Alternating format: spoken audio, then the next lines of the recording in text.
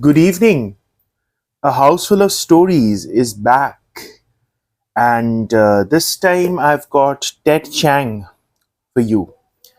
I discovered Ted Chiang quite by accident at a former neighbor's house, and this story is called The Great Silence. And I'm not going to say too much about it, I'm simply going to launch in. So, here we go. The humans use Arecibo to look for extraterrestrial intelligence. Their desire to make a connection is so strong that they've created an ear capable of hearing across the universe. But I and my fellow parrots are right here.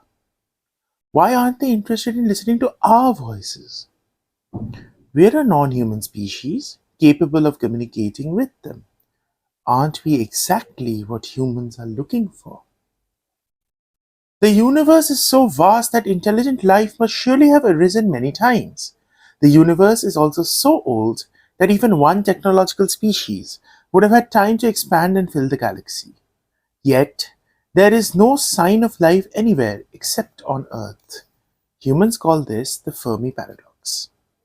One proposed solution to the Fermi paradox is that intelligent species actively try to conceal their presence to avoid being targeted by hostile invaders. Speaking as a member of a species that has been given nearly to extinction by humans, I can attest that this is a wise strategy.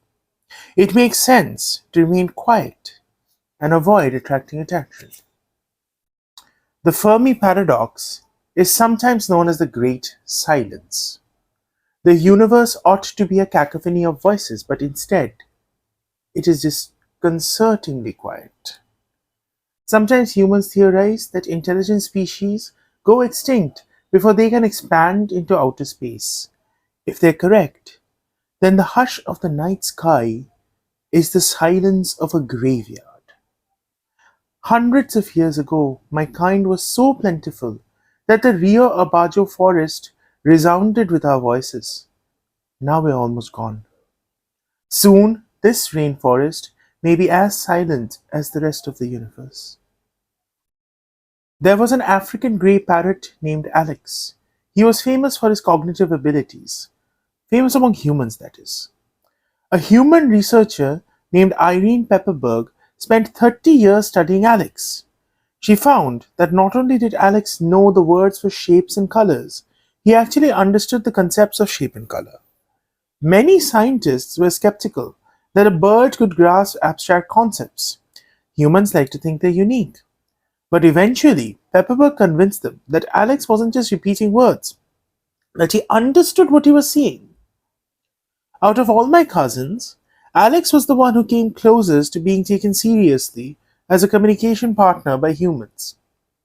Alex died suddenly, when he was still relatively young. The evening before he died, Alex said to Pepperberg, "You be good. I love you."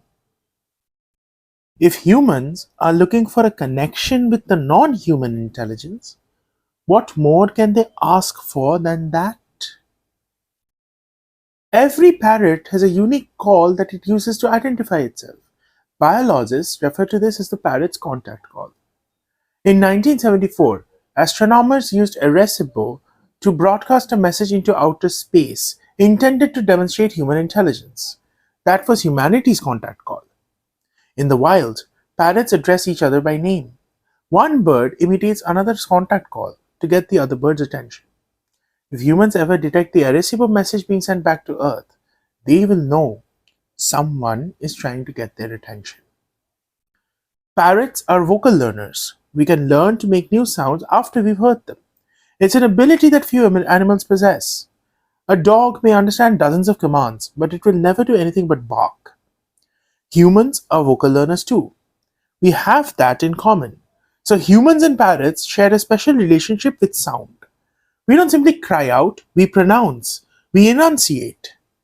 Perhaps that's why humans built a recipe the way they did. A receiver doesn't have to be a transmitter, but a recipe is both. It's an ear for listening and a mouth for speaking. Humans have lived alongside parrots for thousands of years, and only recently have they considered the possibility that we might be intelligent. I suppose I can't blame them. We parrots used to think humans weren't very bright. It's hard to make sense of behavior that's so different from your own. But parrots are more similar to humans than any extraterrestrial species will ever be. And humans can observe us up close. They can look us in the eye. How do they expect to recognize an alien intelligence if all they can do is eavesdrop from 100 light years away? It's no coincidence that aspiration means both hope and the act of breathing. When we speak, we use the breath in our lungs to give our thoughts a physical form. The sounds we make are simultaneously our intentions and our life force. I speak, therefore, I am. Vocal learners, like parrots and humans, are perhaps the only ones who fully comprehend the truth of this. There's a pleasure that comes with shaping sounds with your mouth. It's so primal and visceral that throughout their history, humans have considered the activity a pathway to the divine. Pythagorean mystics believed that vowels represent the music of the spheres and chanted to draw power from them. Pentecostal Christians believe that when they speak in tongues, they're speaking the language used by angels in heaven. Brahmin Hindus believe that by reciting mantras, they are strengthening the building blocks of reality. Only a species of vocal learners would ascribe such importance to sound in their mythologies. We parrots can appreciate that.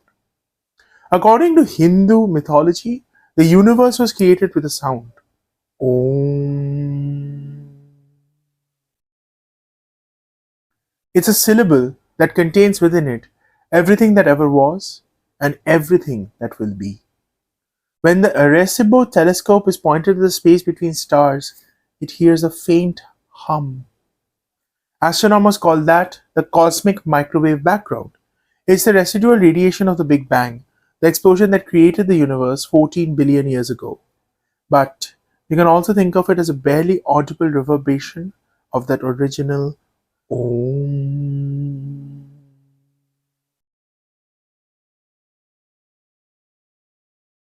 That syllable was so resonant that the night sky will keep vibrating for as long as the universe exists. When Arecibo is not listening to anything else, it hears the voice of creation. We Puerto Rican parrots have our own myths. They're simpler than human mythology, but I think humans would take pleasure from them. Alas, our myths are being lost as my species die out. I doubt the humans will have deciphered our language before we're gone. So the extinction of my species doesn't mean the loss of a group of birds. It's also the disappearance of our language, our rituals, our traditions. It's the silencing of our voice.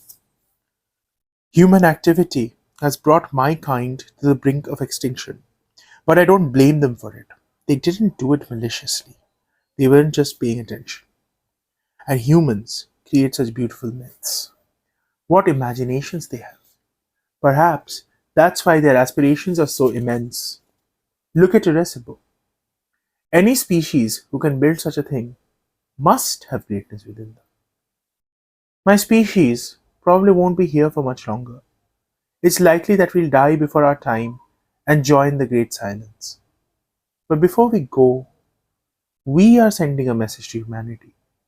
We just hope the telescope at Arecibo will enable them to hear it. The message is this: You be good. I love you. That was a lot. When I first read this story, I was overwhelmed, and I just stared at the cover of the book for a very long time. And I brought it to you today, and I hope you enjoyed it.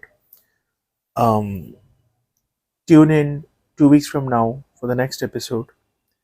And until then, stay safe, stay kind, and may the force be with you. See you soon.